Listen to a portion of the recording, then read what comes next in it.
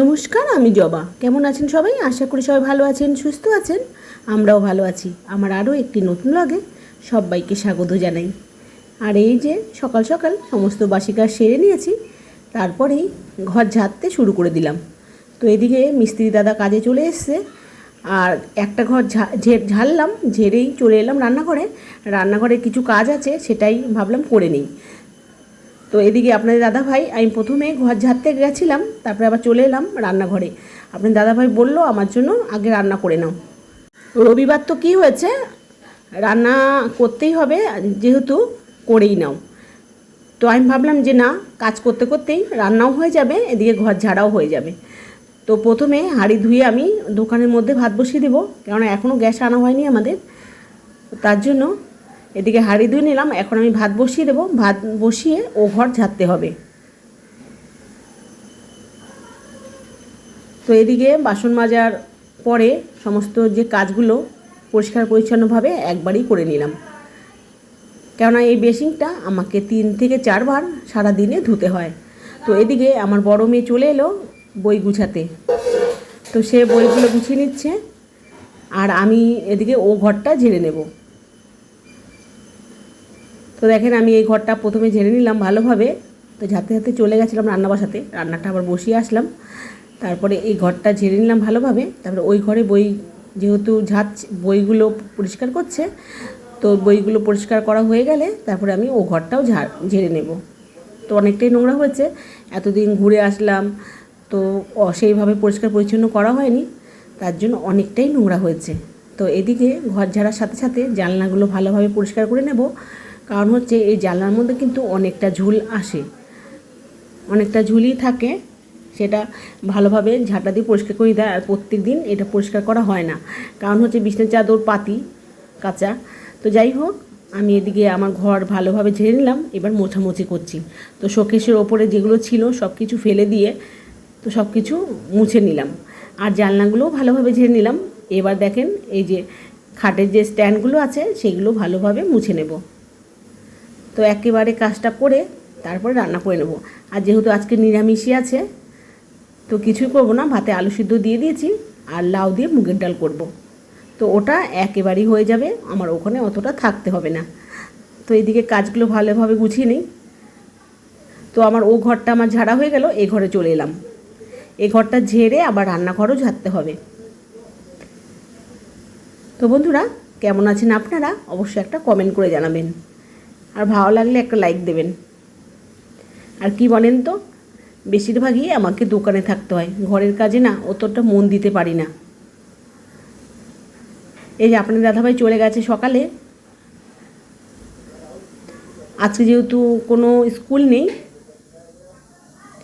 তো আজকে জল দিতে চলে গেছে।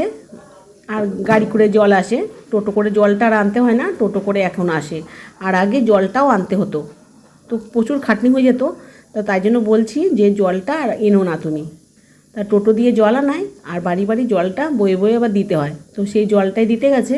তা জল দেওয়া হয়ে গেলে ও হচ্ছে ভাত খেয়ে তারপরে আবার দোকানের মাল আনতে যাবে। তো তার জন্য আমার রান্নাবান্না সব, এদিকে ঘরও ঝাড়া হচ্ছে, এদিকে রান্নাবান্নাও করছি। তো তারপরে ও ঘরটা আমার মেয়ে আবার এখন ঝাড় দিচ্ছে খাটের নিচে। তো এদিকে দেখেন, আমার 2 ঘর ভালোভাবে পরিষ্কার করে হয়ে গেল। আমার বড় মেয়ে ঘর ঝাড় দিয়ে নিয়েছে, আর মেজো মেয়ে ঘরটা মুছে নিচ্ছে। তাহলে বলেন, সবাই একভাবে মানে না করে সবাই মিলেমিশে কাজটা করলে খুব কিন্তু সহজে কাজটা হয়ে যায়, তাই না? তো এদিকে দেখেন, আমি 2 ঘর ভালোভাবে পরিষ্কার করে নিয়েছি, আর ওরা ঘরটা ঝাড় দিয়ে মুছে নিল। তারপরে আমি রান্নাঘরে চলে এলাম। রান্নাঘরের ওপরটা ঝেড়ে নিয়েছি, অনেকটা ঝুল হয়েছিল। আর এখন মিস্ত্রি দাদা যেহেতু কাজ করছে, এই রান্নাঘরটা কিন্তু অনেকটাই নোংরা হবে। এই রান্নাঘরের ভেতর দিয়েই যাওয়া আসা করে মিস্ত্রি দাদারা।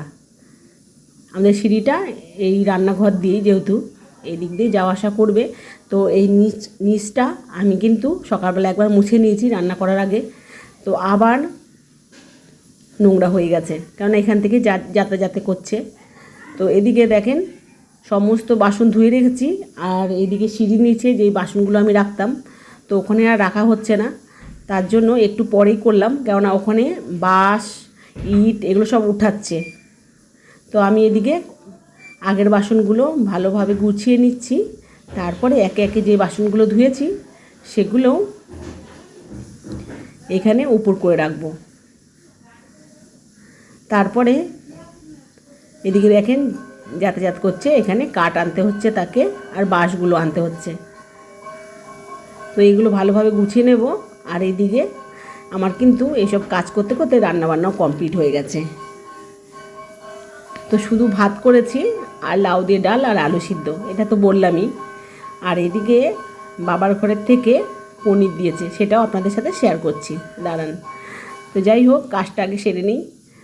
তো গামলাটা আগে যে বাসনগুলো ছিল সেটা খালি করে তারপরে এখন যে বাসনগুলো ধুলাম সেগুলো কিন্তু সব উপর করে রেখে দেব। আর কিন্তু এতদিন আমি কাপ ব্যবহার করছি, এখনও কিন্তু একটা কাপও ফাটেনি, কেননা আমি কাপের জায়গায় কাপ রেখে দিই। তার জন্য আমার কিন্তু একটুও নষ্ট হয় না, আর জিনিসপত্র আর এদিকে একটু ভাঙে না। তো একটা ভেঙে গেছিলো, তাও কি দোকানের লোকের জন্য। তো দোকানে বাবাকে চা দিয়েছিলাম, সে হচ্ছে জলের বোতল নিতে গেছিলো, তার জন্য পড়ে গেছিলো। যাই হোক, এখন আমার বাসনগুলো সব উপর করে রেখে দিলাম, আর এদিকে এবার কাপগুলো রেখে দেবো।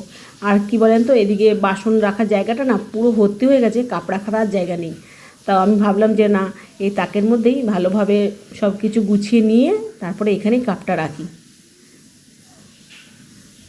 তো এই ফ্লাস্কটা ওর মধ্যে আর হলো না, তার জন্য কিন্তু আমি নিচেই রেখে দিলাম। তো এবার কাপগুলো জায়গা মতন রেখে দেবো, আর অনেকগুলো কাপ সেগুলোও রাখতে হবে এইখানে। তো এদিকে আমার এই রান্নাঘরের কাজটা করতে করতে আমার কিন্তু মেজো মেয়ের ঘরটা মোছাই হয়ে গেছে প্রায়। তো আমি বললাম যে এই ঘরটা মুছিস না, সকালবেলা একবার মুছে নিয়েছি, আর এখান থেকে যেহেতু যাতায়াত করছে তার জন্য এখানে অনেকটাই নোংরা হয়ে যাবে। তো বন্ধুরা, অনেক দিন ধরেই আমার ভিডিও দেওয়া হচ্ছে না, কেননা মনটা খুবই খারাপ আর ভালোও লাগছে না। কেননা সারা জীবন বলতে 2 বছর ধরে একটা আগের চ্যানেল ছিল, সেটা ছেড়ে দিয়েছি, আর একটা চ্যানেল খুলেছি, সেটাতেও আমার 10 মাস হয়ে গেল ভিডিও দিচ্ছি। কোনো কিছুই আমার লাভ হচ্ছে না, লাভের মধ্যে। তো আমার যত বন্ধুরা আছে তারা দেখছে, লাইক করছে না, কমেন্টও করছে না। তো তার জন্য আমার মনটাও ভেঙে যাচ্ছে। আর এদিকে কি বলেন তো, আশাও ছাড়ছি না।